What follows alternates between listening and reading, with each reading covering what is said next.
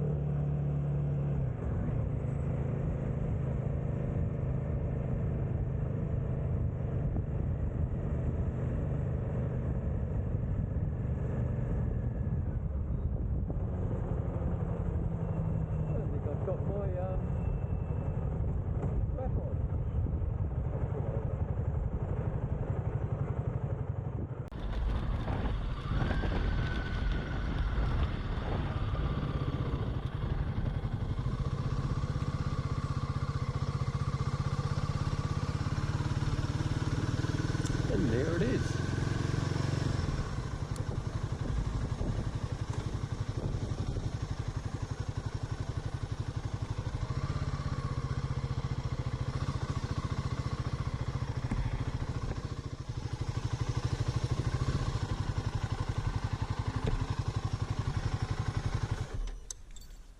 Cool. So we have arrived at the black powder mill. They're just doing some maintenance in there, but I can't go in there while they're doing their maintenance, which is fine. And I think you would have found out that there is an open day. I think it's once a year, and it's one of those situations. I think you've got to contact, as I might have mentioned, will mention, that if you contact the Council of Brimbank, I think it is, or the Sunshine Historical Society, you might be able to find what date that is. And they have sort of like an open day from what I've researched, and you get to go inside, and the actual machine actually works. It spins around and it does all the grinding, so that's quite interesting. But I'll spin the camera around. Let's see what we see today. It's overcast. There's a good chance it might rain, so I've got to do this pretty quickly. So this is her. I think they've done a fantastic job of preserving her. The building itself, as you can see, it's very thick concrete, and as you can imagine, it's got to be able to withstand some sort of blast in case there is an accident, which there was one.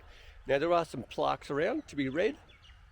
Once again, just press pause when you think of coming close enough for you to open it up on your phone or at home or whatever you're doing on your laptop or on your PC. So we've got most of these images already, which we found with the State Library, and we'll come up to the next one. And actually I found more information from the Engineers Heritage sort of Society, or whatever it's called, which you would have heard about also.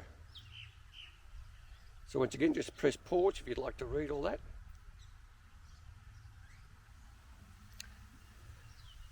And there you go. It's quite protected, and as you can imagine,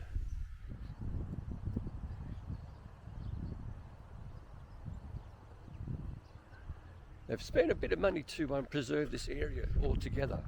So here's one more sort of plaque or information sort of placard.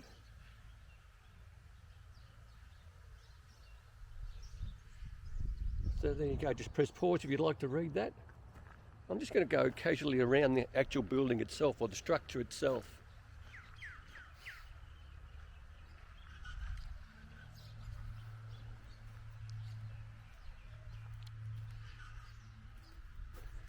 There's her number, or building number. And you can see where that ramp was that took you to sort of like the basement. I'll get the camera in front of it so you get a better idea.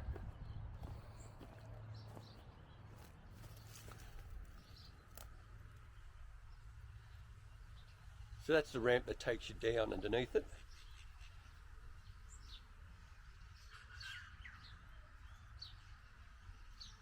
Very good. So here's one more plaque. This one's a bit worse for wear. Maybe it's been hit by graffiti. They've tried to remove the graffiti, but it's taken off all the paint and all the wording as well. Not sure if that really needs to be there anymore. That could probably be removed, I guess, but it's there at the moment. So we are right next to the Cooroit Creek, and there is a path, I guess, a footpath, bicycle path, which will take you some fair distance. I'll come in a little bit closer.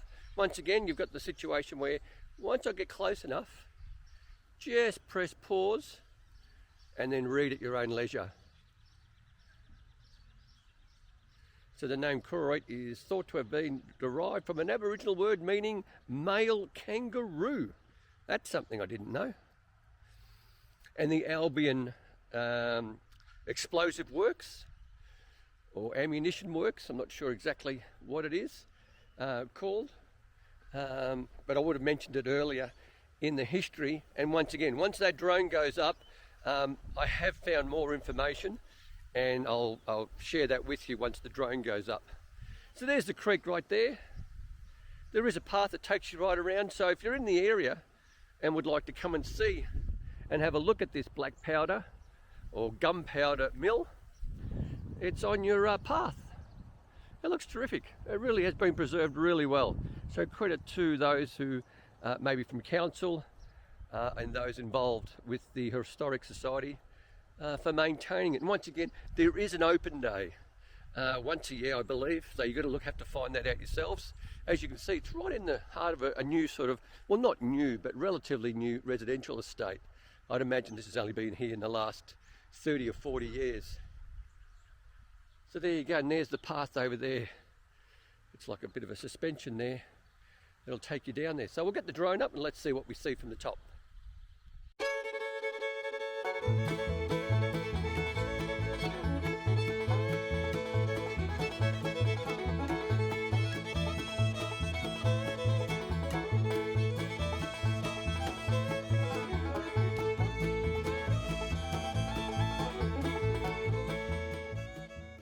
Okay, so I'll jump in with a little bit more information I've able to research. The black powder mill is of scientific, technological importance for its rare ability to demonstrate an important stage in the manufacture of gunpowder. The building's sitting, structure, machinery and tool shadow board all help to demonstrate the dangerous nature of the process and the special precautions taken to minimise damage in a case of an accident. The building is listed with the Victorian Heritage Register, and in 2001 the black powder mill was included in the National Trust's Heritage Register also due to its cultural heritage significance, and with also a heritage marker from Engineers Australia. There is also an open day, as I've mentioned, to inspect, and you can go inside, and you'll need to contact either the Sunshine Heritage Society or the Brimback City Council to confirm any dates for this year. So that's basically about it for the black powder or gunpowder mill. Please enjoy the remaining aerial views.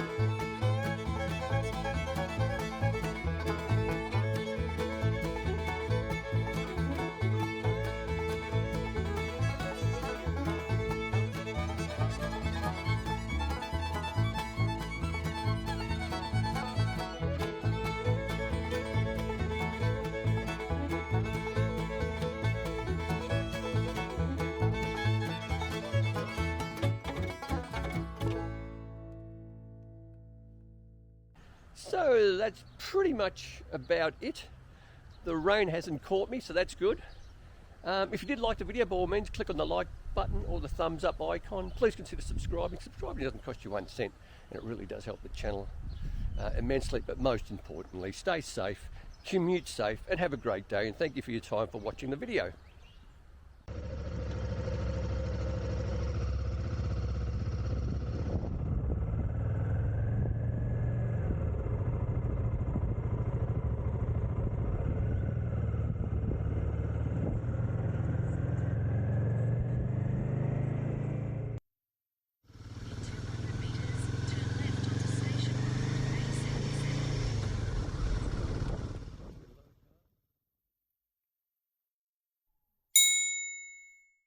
Five, 4, 3, 2, 1.